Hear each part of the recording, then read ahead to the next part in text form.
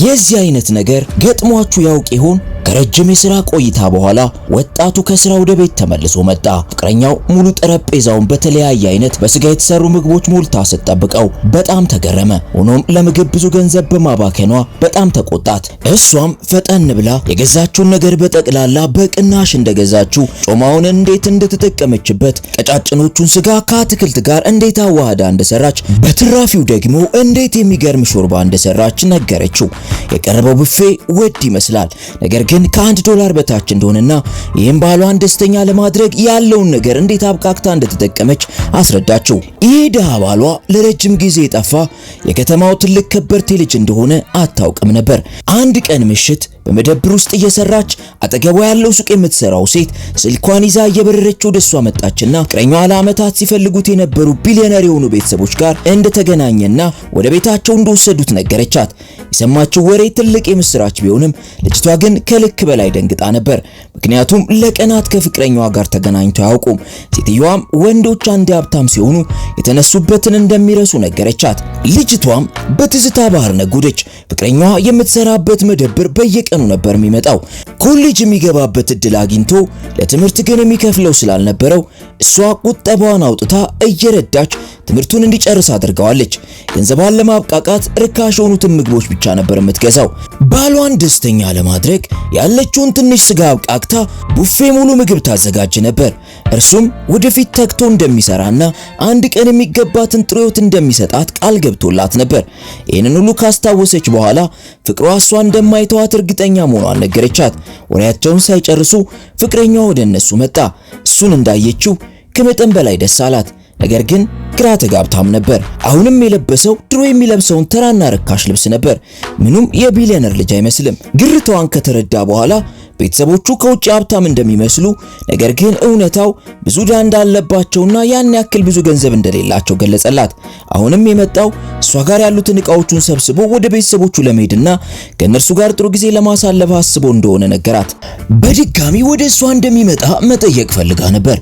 እሱ ግን ከቤተሰቦቹ ጋር አሁን ገና እንደመገናኘታቸው መጠን ላልተወሰነ ጊዜ አብሮ መሆን እንደሚፈልግ ገለጸላት። ከንግግሩ ምን ያክል ሊርቃት እንደፈለገ ተረድታለች። የዚያን ምሽት አንድ አልጋ ላይ አብሮ ቢያድሩም እንደማይተዋወቅ እንግዳ ሆነው ነበር። የሆነ ጊዜ የማይሰበር የሚመስለውና ብዙዎችን የሚያስቀናው ፍቅር አሁን በመካከላቸው የለም። ጭራሽ ደግሞ ቤተሰቦቹ ገንዘብ ስለሚያስፈልጋቸው እስካሁን ያጠራቀሙትን ገንዘብ ግማሹ እንድትሰጠው ሲጠይቃት በሁለቱ መካከል ነገ የሚባል ተስፋ እንደሌለ አሁን ገባት። እኩለ ሌሊት ሲሆን እሷ ከተኛችለት በኋላ በዝግታ ስልኩን አውጥቶ ለቀድሞ ፍቅረኛው መልእክት መጻፍ ጀመረ። አሁን በ100 ሚሊዮንና ቢሊዮን የሚቆጠር ሀብት ያለው ሰው እንደሆነና ወደ እርሱ እንድትመለስ ጻፈላት። አናም የዚያን ጊዜ የሚወራው ወሬ እውነት እንደሆነና የፍቅረኛዋ ቤተሰቦች በእርግጥም ቢሊዮነሮች እንደሆኑ ተረዳች። እሱ ግን ቤተሰቦቹ ብዙ ዕዳ እንዳለባቸው ዋሽቷት ነበር። ሁኔታው ሁሉ ከእርሷ ጋር መሆን እንደማይፈልግ ይናገራል። ፍቅረኛው ይህንን ስትመለከት ልቧ ተሰበረ። ተጀምሮ እስከሚጨርስ ለእሷ ምንም ፍቅር እንዳልነበረው አሁን ነገር ሁሉ ተገለጠላት። እንባዋን መቆጣጠር አልቻለችም። የሲቃዋ ድምፅ አነቃው። እውነታው እንደተነቃበት ሲያውቅ እሷ ላይ ተናዶ ተነስቶ ሊወጣ ሲል እሷ ነገሩን እንዲያብራራላት ጠየቀችው። እሱ ግን በትዕቢት እየደነፋ እዚህ ከፍታ ላይ ለመድረስ ብቻውን ሲለፋ እንደኖረና ከዚህ ከፍታ ማንም ወደታች እንዲጎትተው እንደማይፈቅድ ገለጸላት። እሷም እየጮች ማንም ሊያወርድ የሚፈልግ እንደሌለ ገለጸችለት። እሷ ከሱ ጋር እዚያ ከፍታ ላይ ለመሆን ብቻ እንደምትፈልግ ነገረችው። ከ5 ዓመት ቆይታ በኋላ እሱ የደረሰበት ከፍታ ላይ እሷም አብራው ልትቆምና የሱ ስኬት ተቋዳሽ ልትሆን እንደሚገባ ስትነግረው እሱ ግን በተሳሳተ መንገድ ተረዳት። ገንዘብ አፍቃሪ ሴት ነሽም አላት። ይህ ንግግር ልክ እንደ ቢላዋ ልቧ ላይ ተሰነቀረ። ከዚያም ራሷን መቆጣጠር አልቻለችም። እውነታውን ፊት ለፊት ነገረችው። ምንም ገንዘብ በሌለው ሰዓት እንዳስጠጋችው፣ በእሷ ገንዘብ አስተምራ እንዳስመረቀችው፣ እያንዳንዱ የምግብ ወጪውን እሷ እንደሸፈነችና ያን ያክል ገንዘብ አፍቃሪ ሴት ብትሆን ኖሮ ለዓመታት ካላገባውሽ እያለ የሚጨቀጭቃትን 3 ትልቅ ድርጅቶች ያሉትን ባለሀብት ያኔ ገና ድሮ ታገባው እንደነበር ነገረችው። በዚያ ላይ ሰርቼ ለፍቼ ጠይው ትሰጥሻለሁ ሲላት የነበረው እሱ እንደነበር ልታስታውሰው ሞከረች። እዚህ ከፍታ ላይ ለመውጣት እድሜ ልኩን ሲለፋ እንደኖረና አሁንም በፍጹም ከሷ ጋር ወደ ታች መውረድ እንደማይፈልግ ነገራት። እሷም መልካሙንም መጥፎውንም ጊዜ አብረው ለማሳለፍ የገቡትን ቃል አስታወሰችው። እርሱ ግን ጥፋቱን ከማመን ይልቅ ለገንዘብ ሟች እንደሆነችና አሁንም ሀብታም ስለሆነ ብቻ ከእርሱ ጋር እንዳለች ነገራት። በአስቸኳይ ከእርሷ ጋር የመለያየት እቅድ እንዳለውም ገለጸላት። የሚኖሩበትን አፓርታማ የተከራየው እሱ ስለነበር በፍጥነት ቤቱን ለቃ እንድትሄድ አዘዛት። አናም ንዴቷን መቆጣጠር አልቻለችም። በጥፊ አጮለችው። ልብሷን ይዛ በተሰበረ ልብ ከዚያ ወጥታ ሄደች። ለዓመታት የሰራችበትን ገንዘብ በጋራ የከፈቱት አካውንት ውስጥ ነበር ስታጠራቅም የኖረችው። ኤቲኤሙን ደግሞ ቤት ረስታው ነው የወጣችው። ርካሽ ሆቴል እንኳን የምትከራይበት ገንዘብ አልነበራትም። በምሽት ተንቀሳቃሹን መደብር እየነዳች ዝም ብላ እግሯ ወደ መራት ሄደች። በድንገት አንድ ድንጋይ ባጃጁን አስቆመው። ድንጋዩን ዞር ለማድረግ ከመኪናው ወረደች። ወዲያው አንድ የታክሲ ሹፌር በዚያ ያለፈ ሎሚ ሻይ እንድትሰጠው ጠየቃት። ዞራ ፊቷን በትክክል ከተመለከተ በኋላ በጣም ደነገጠ። የታላቁ ቢሊዮነር የጠፋችው ሴት ልጅ ጋር መልኳ አንድ አይነት ነበር። እሱም የምትፈለገው የቢሊዮነሩ ሴት ልጅ አላት የተባለውን ምልክት ከነገራት በኋላ ባለሀብቱ ልጁን ፈልጎ ላመጣለት 10 ሚሊዮን ብር ሽልማት እንደሚሰጥ ማስታወቂያ መውጣቱን ነገራት። አይኗ ስር ያለውን ነጥብ እየተመለከተ ከየት አካባቢ እንደመጣች ጠየቃት።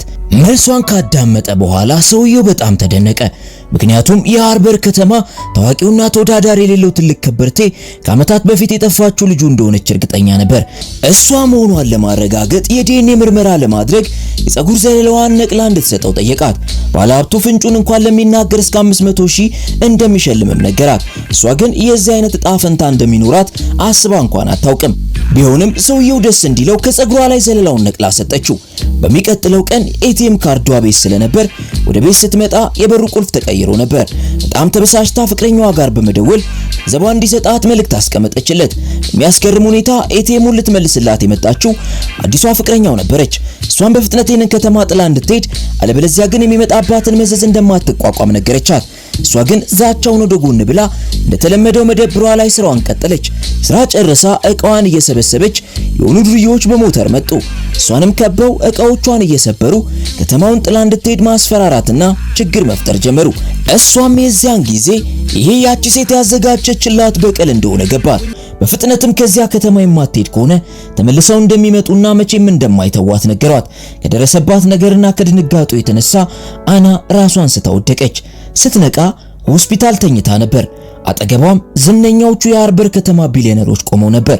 የሰውየው ረዳት የዲኤንኤ ምርመራ ውጤቱን አሳየቻት። ሊካድ የማይችል የተረጋገጠ እውነታ ነበር። የዲኤንኤ ተዛማጅነት 99.99% ይላል። ሾፌሩ ውሸቱን አልነበረም። አና በእርግጥም ከ20 ዓመት በፊት ጠፍታ የቆየችው የከበርቴዎቹ ልጅ ነበረች። የተፈጠረውን ማመን አቃታት። እናቷም አቀፈቻት። ከዚህ በኋላ ብቸኛ አይደለችም።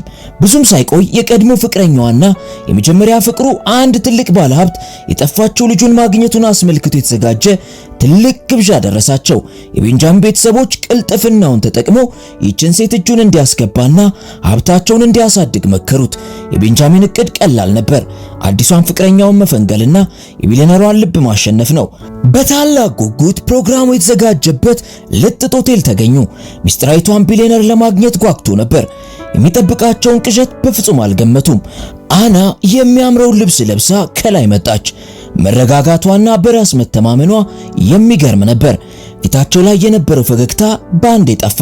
እንዴት አና ልትሆን ትችላለች? ያቺ ድሃ ሴት ያውም ጎዳና ላይ የሎሚ ሻይ የምትሸጥ ሴት እዚህ እንዴት እያሉ ሲነጋገሩ ከቆዩ በኋላ እሷ የቢሊዮነሩ ልጅ ልትሆን እንደማትችል አመኑ። ከዚያም እሷን ለማጥቃት ወሰኑ። ፍቅረኛው ቀድማ በአደባባይ አና የባዘነ ውሻ እንደሆነችና ለእንደዚህ አይነት መድረክ እንደማትመጥን ተናገረች።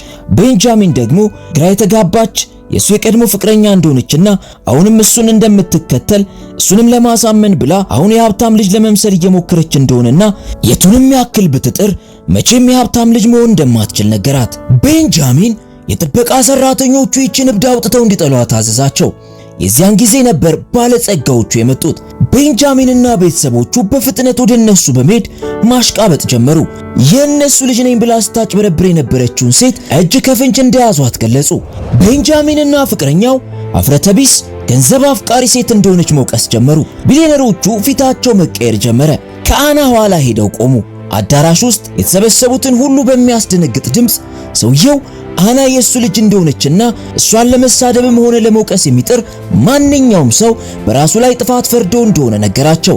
ሕይወት እነርሱ ላይ የጨከነች ትመስላለች። የቤንጃሚን ቤተሰቦች በጣም አፈሩ። ወዲያውም ፍቅረኛውን የሁሉ በእሷ የተነሳ እንደሆነ መውቀስ ጀመሩ። ሁሉም እርስ በርስ መቧጨቅ ሲጀምሩ አና በእርጋታ ጣልቃ ገባች። ልጅቷንም በጥፊ አጮለቻት። የመጀመሪያው ጥፊ ያወቀች የሰው ፍቅረኛ በመቀማቷ፣ ሁለተኛው ጥፊ አጉል በመመጻደቋና ደካማን በማጥቃቷ፣ ሶስተኛው ለትዕቢቷና ለጭካኔዋ፣ የመጨረሻው ጥፊ ደግሞ ፍጹም ሰብአዊነትና ርኅራኄ ስለሌላት እንደሆነና የሷ ይቅርታ ምንም ትርጉም እንደሌለው ገልጻ የጥበቃ ሰራተኞቹ ይዘዋት እንዲወጡና ወስደው ለፖሊስ እንዲሰጧት አዘዘቻቸው። ቀጥሎ የቤንጃሚን ተራ ነበር። በጉልበቱ ተንበርክኮ ራሱን እየቀጠቀጠ ስላሳለፉት 5 ዓመታት ስትል ይቅርታ እንድታደርግለት ጠየቃት። አሁን ግን አርፍዶ ነበር። አባቷ በንዴት መጥቶ በካልቾ ጠለዘው። ከእርሱ ቤተሰቦች ጋር የጀመራቸውን ፕሮጀክቶች በጠቅላላ እንደሚያቋርጥና ማንኛውም ከነርሱ ጋር የሚተባበር ሰው ዋጋውን እንደሚያገኝ ተናገረ። የእሱ አንድ ቃል ሕይወታቸውን እንደሚያመሰቃቅል ያውቃሉ። ቤንጃሚን ግን መቃዠቱን አላቆመም። ስለተናደደች ነው እንጂ እሷ እኔን አጠላኝም ብሎ እያሰበ ነበር። ሕይወቷ ግን 360 ዲግሪ እንደተቀየረ አላወቀም። የዚያን ምሽት ቤተሰቦቿ በልጅነቷ ከአንድ ትልቅ ባለሀብት ጋር ልጃቸውን ለመዳር ውል እንደገቡ ነገሯት። ወሬያቸውንም ሳይጨርሱ ቶም የቀጠሮ ቦታ ተገኘ። ሆኖም የመጣው የቀለበት ስነ ስርዓቱን ለመሰረዝ እንደሆነ ነገራቸው። ምክንያቱም ቤተሰቦቹ ያመቻቹለትን ሳይሆን የሚያፈቅራትን ሴት ማግባት እንደሚፈልግ ገለጸ። ወዲያው ግን አና ስትመጣ ተመለከተ። ሆኖም አፈቀርኳት ያላት ሴት እሷ ሆና ተገኘች። ከዚህ በፊት የሎሚ ሻይ ስትሸጥ ነበር ያገኛት። በተደጋጋሚም እንደሚወዳት ነግሯት ነበር። ለረጅም ጊዜ ሲያፈቅራት ኖሯል። ወዲያውም ቀለበቱን እንዳልተሰረዘና ልጃቸውን በደስታ እንደሚያገባት ገለጸላቸው። የዚያን ጊዜ ለዓመታት ስትገፋና ስትበደል የኖረችው አና አሁን የምትካስበት ዘመን የደረሰ ይመስላል። አንዳንድ ጊዜ ያበቃልን ሲመስል መጨረሻችን እዚያ ጋር ላይሆን ስለሚችል ሁልጊዜ በተስፋ እንድንኖር ፊልሙ ያስተምረናል። ሁሌም ምርጥ ምርጡን ለእናንተ ቤስት ሙቪስ ሪካፕ። ይመቻችሁ።